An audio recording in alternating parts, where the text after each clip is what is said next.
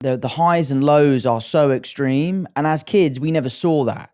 The only version of my dad I ever saw was the happy dad, let's go to the park.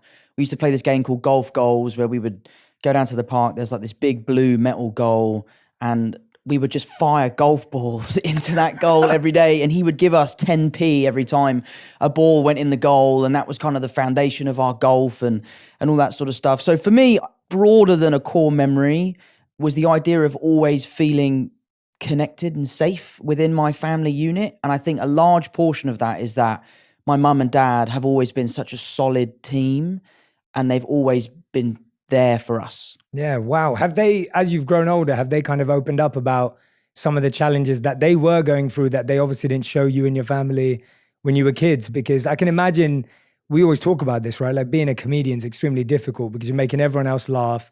At the same time, it's a career path that, like you said, is completely volatile. Sure. Have they opened up as time's gone on? And how has that felt when you've gone from like seeing your parents always being happy to being like, oh wait, there was all this other stuff going on?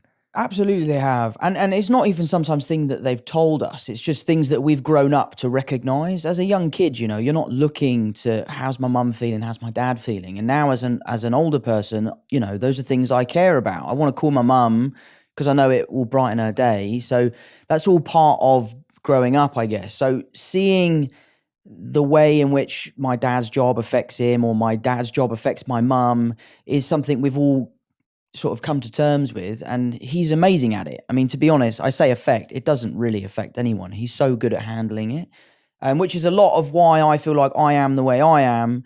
For example, The Crowded Room's come out. The critics absolutely hated it. They thought it was the worst thing they've ever seen. And it doesn't really upset me. And I think a large part of my feeling towards that has come from my dad being able to do a gig, the gig not going well, him brushing it off his shoulder and just right onto the next one. Yeah, wow. And first of all, I want to point that out as well. So I've been watching The Crowded Room. Right. And me and my wife have been watching it together and we were actually really enjoying it. Good, thank you. So like, we were actually loving it because I love a show that has mystery. Sure. That's trying to like get me to figure it out and get me to think about it. I'm kind of confused and I love stuff like that. Like I'm a massive Christopher Nolan fan.